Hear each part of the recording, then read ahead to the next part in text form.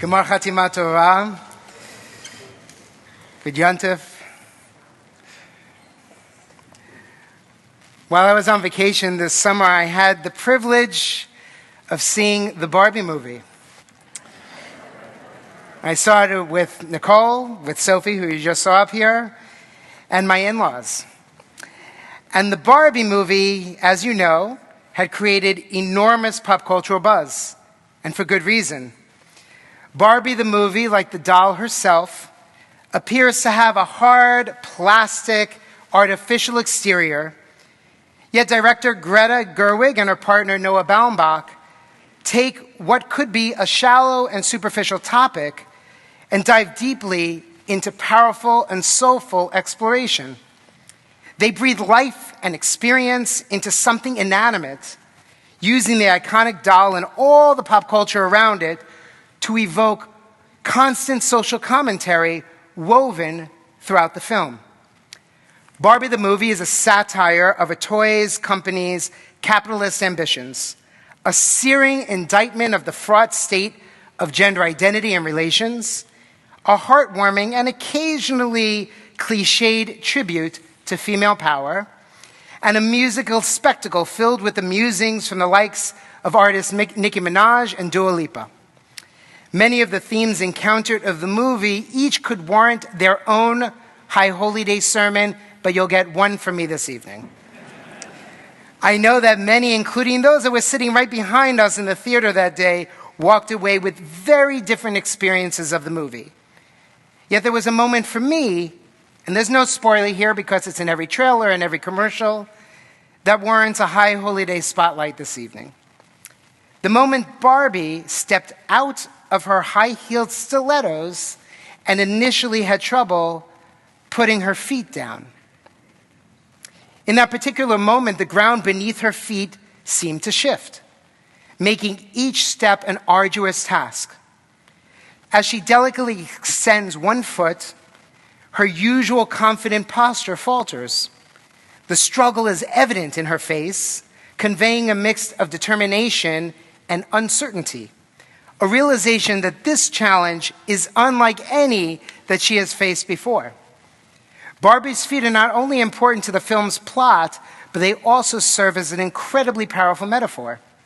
In the moment she struggles to find her footing and land on the ground where the humans walk and the other Barbies begin to panic, she starts to become real. What was once all pink fluff and perfection begins to slip. She begins to have thoughts of burnt toast and cold showers, and believe it or not, death. In search of the source of these unprecedented dark shadows, she is sent on a quest to the human world. The stereotypical Barbie struggles to accept change, feels overwhelmed by responsibility, and experiences painful emotions.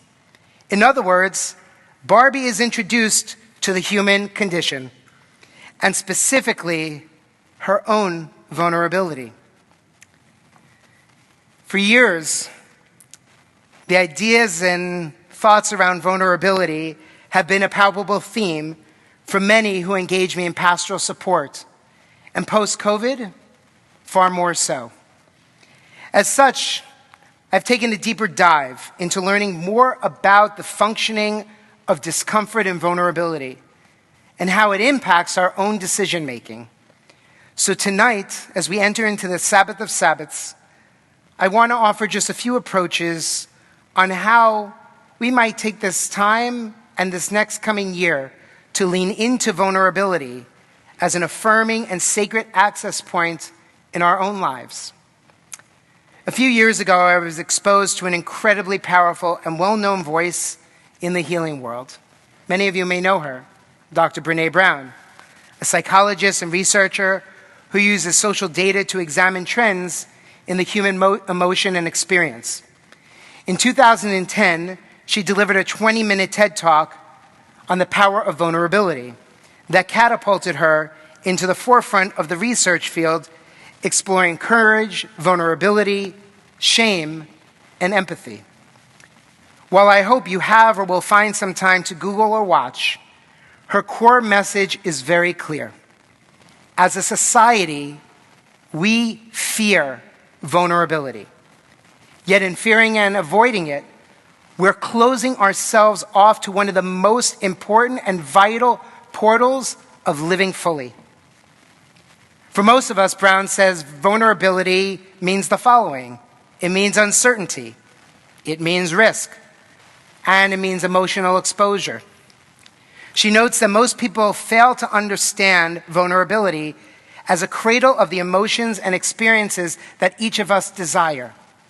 It is, in fact, the source of belonging, of joy, of love, of creativity, and empathy, the foundation of hope, accountability, and authenticity. She notes that if we're going to find our way back to each other, vulnerability is going to be that path. It is not weakness. Rather, it is pure courage. I've come to believe, she says, that vulnerability is our most accurate measurement of courage, to letting ourselves be seen, to be honest. Vulnerability is the birthplace of innovation, creativity, and change. Many of us might experience vulnerability when asking for help or when admitting we're afraid, when we have to say no to someone we respect or that we love, when we say, I love you first, not knowing if we're going to be loved back, when we enter a Shiva house after someone's loved one has just passed, when we go on a first date after a divorce, when we have to decide if wearing a Jewish star around our neck could out our identity, and always when we ask for forgiveness. Experiencing and facing our vulnerability is foundational to why we gather here over these days of awe. Think about it for a moment. What's more vulnerable than recognizing you've made a mistake, admitting it to yourself and to others, asking for forgiveness, and taking the steps to actually make that change? For the Jewish people, our cultural DNA, and dare I say, our ancestral PTSD, is actually rooted in vulnerability. Despite periods of history in which we find ourselves as people with privilege, most of our ancestors throughout history lived in fairly dangerous existence, emotionally, basic safety, and otherwise. Our people have been subject to expulsions and pogroms, inquisitions and genocides many times over, often serving as a scapegoat for unrelated and more general stresses that we find in society. Yet, that same vulnerability has always served as our catalyst for perseverance and survival, and for achievement of and for the Jewish people. Our existence is a statistical anomaly, if not a miracle. And our experiences have shaped who we are, and our discomforts have propelled us forward. Tomorrow morning, the Torah reading actually brings this home, mandating our persistence when God says, I have set before you life and death, blessings and curses. Now choose life so that you and your children may live. Choosing life often involves embracing our vulnerability because it means opening ourselves up to the unpredictable and the uncertain aspects of existence. It requires courage to face the unknown, to connect with others authentically, and to take risks in pursuit of growth and meaningful experiences. And guess what? The choice is ours. In the year to come, we are all going to encounter moments of vulnerability, moments that we choose, expressing feelings for someone, owning up to a mistake, or other acts of self-exposure. And there will be other moments that are involuntarily placed upon us. Challenges in our relationships or at work, sickness, loss, or even natural disaster. In every instance, we will have a choice to collapse inward and get smaller, or to choose life by embracing fear or discomfort, and in doing so, allow ourselves a new level of openness.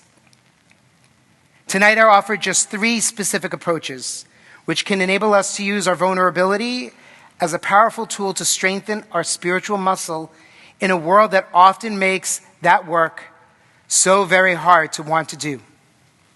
The first approach is leaning into our discomfort with an openness to faith. What does that mean? You might have an assumption that rabbis have an organic, steadfast connection to faith and to God. Not necessarily true, and certainly not for me. Ironically, my relationship to both was renewed when I was serving as a chaplain. It was there in a major Tier 1 trauma hospital center where I witnessed so many suffering and pain. Family members enveloped in uncertainty, and I was given the privilege to lead them through prayerful moments. Yet I came to experience that for those specific Jewish patients and family members, God was actually rarely in the picture. Faith was a mere word that existed as some foreign language and in a prayer book.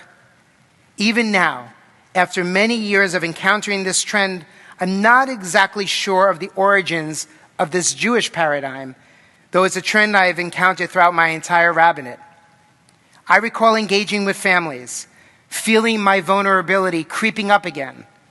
How do I hold these people in their pain while many of them doubt?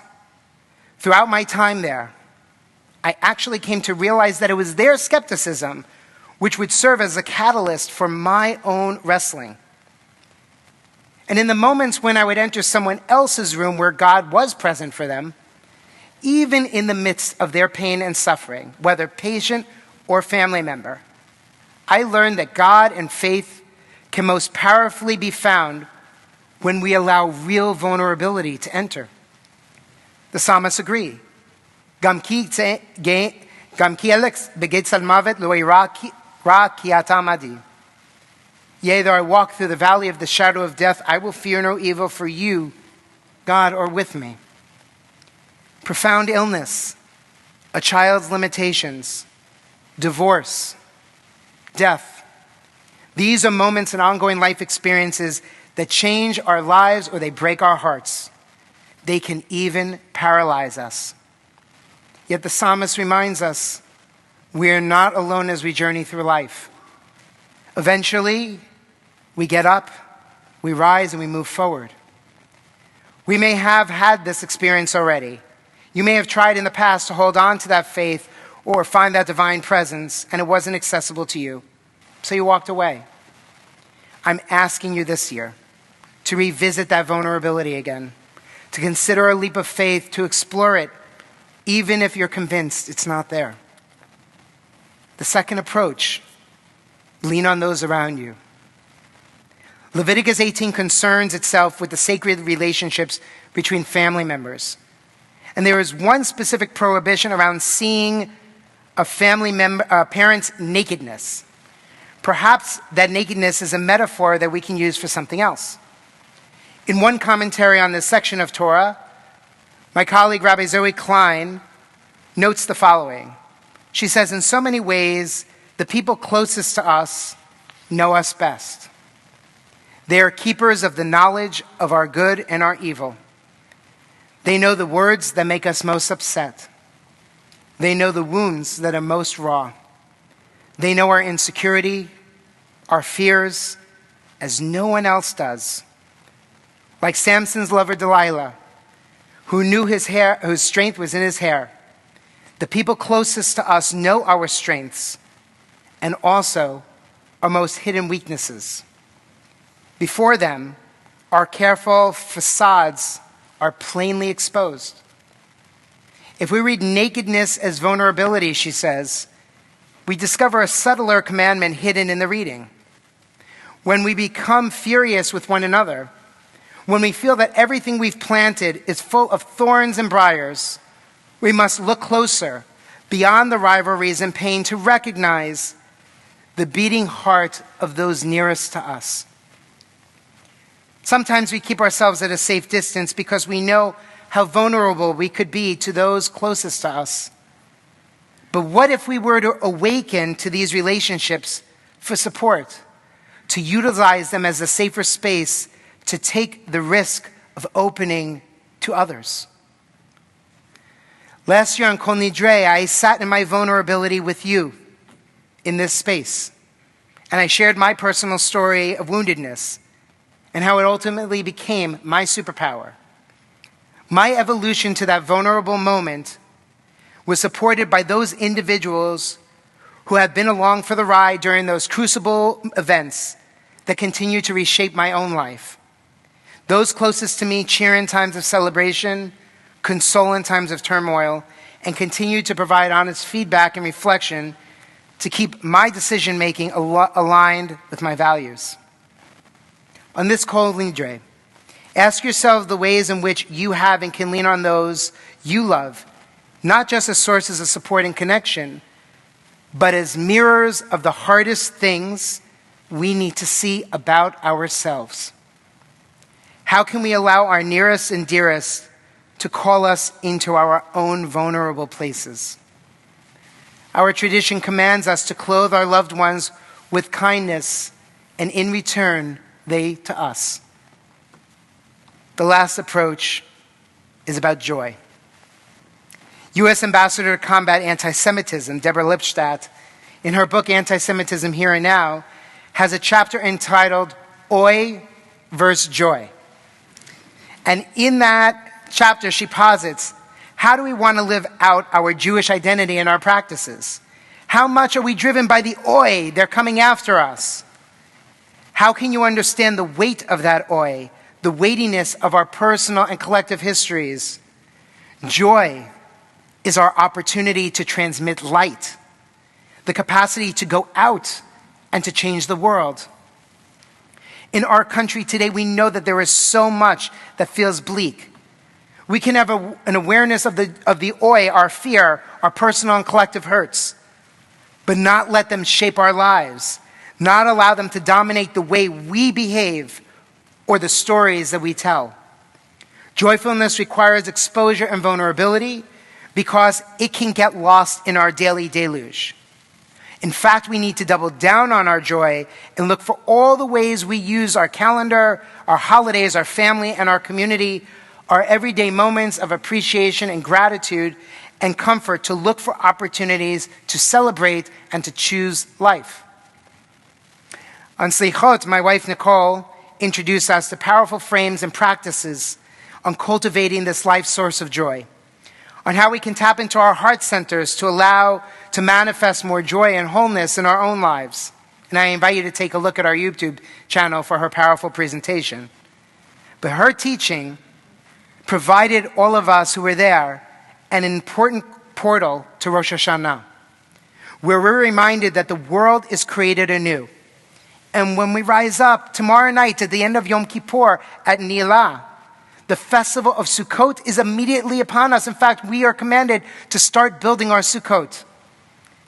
The holiday is referred to Zman Simchatenu, the season of our rejoicing. It's a reminder for us that joy is a powerful tool, and when we're courageous enough to use it, to laugh and express gratitude, we can do so even when those moments are fleeting. In the book of Deuteronomy, we find the words of Ve'ahavta.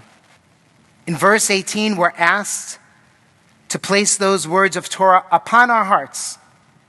But why doesn't it ask us to place those holy words in our hearts? In truth, there are moments when we don't always have access to open our hearts in order to let the words of Torah in. We have to be willing to be vulnerable, to break open that which holds us back. So when we place them on top of our hearts and the heart opens, the words can fall in. For all of us, our divinely given vulnerabilities are in fact some of our greatest strengths. This is where we can let in the words of Torah, our highest form of spiritual connectedness. As I close this evening, we have the opportunity to awaken to power and to possibility. May we remember that vulnerability is the birthplace of creation, creativity, and change. May we lean into our discomforts with the help of some joy, faith in one another. And may each of us find beautiful and powerful ways to lean into our vulnerability as a sacred access point to serve our walking upright with our feet on the ground. Gemar Chatima Tova. May we be sealed in sweetness, joy, and renewed resilience in this 5784. Amen.